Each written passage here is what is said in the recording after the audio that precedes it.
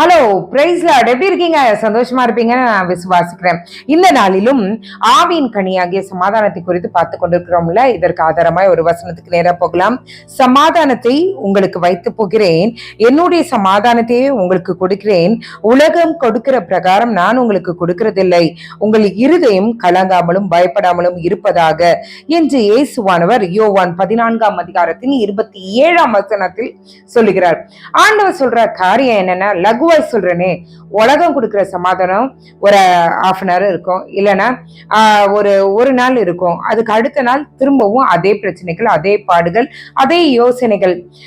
இதை கேட்டுக்கொண்டிருக்கிற சகோதரனே, உங்களுடைய இருதயத்துல கூட நீங்க நினைப்பீங்க, சமாதானம் ஏதோ ஒரு பிரச்சனை வந்துச்சுன்னா நம்ம போய் கொஞ்சம் தண்ணி அடிச்சுட்டோன்னா அவ்வளவுதான், எல்லாத்தையும் மறந்துட்டு இருக்கலாம்னு நினைப்பீங்க. அந்த போதை தெளிந்த பின்பு திரும்பவும் பிரச்சனை, திரும்பவும் அந்த கடைக்கு போய் போதையை தான் வாங்குவீங்க. ஆனா இங்க கர்த்தர் சொல்றாரு, எப்பா இந்த உலகத்துல உனக்கு சமாதானம் நீ நினைச்சிருக்கிறது எல்லாமே இருக்கும், ஆனா அது சீக்கிரத்துல மறைந்து போயிடும். அந்த ஒரு நாள் தான் இருக்கும்.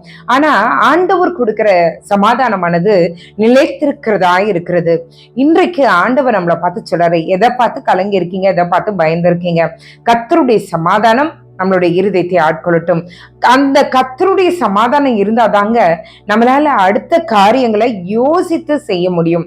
இன்றைக்கு ஆண்டவர் இடத்துல ஒப்பு கொடுக்கலாமா? ஆண்டவரே, சமாதானத்துல நிரப்புங்கப்பா, அப்பதான் நாங்க அடுத்த காரியத்தை எடுத்து செய்ய முடியும் சொல்லி ஆண்டவர் இடத்துல கேட்போம். நிச்சயமாய் கர்த்தர் நமக்கு உதவி செய்வாராக. ஜெபம் பண்ணலாமா? எங்களை நேசிக்கிற நல்ல பரமபிதாவே, அப்பா, உங்க சமாதானத்தினால எங்க இருதயத்தை நிரப்புங்க. ஓ தேங்க்யூ ஜீசஸ்.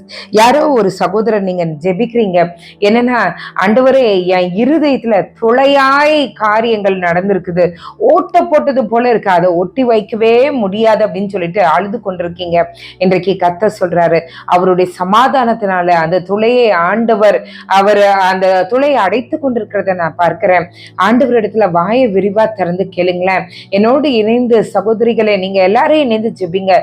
ஆண்டவரே, உங்க சமாதானத்தினால நீர் எங்களை நிரப்புங்க சொல்லி கேளுங்க. அப்பா, உங்களுடைய தெய்வீக சமாதானத்தினால எங்க இருதயத்தை நிரப்புங்க.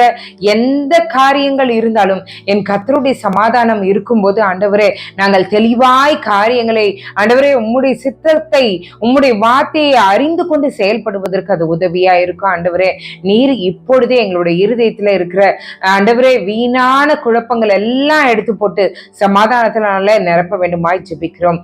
காலை எழுந்து உங்க நாமத்தை மகிமைப்படுத்த கிருபை செய்யுங்க. மீட்பர் இயேசுவின் மூலம் ஜெபம் கேளும் நல்ல பரமபிதாவே. ஆமென், ஆமென், ஆமென். God bless you.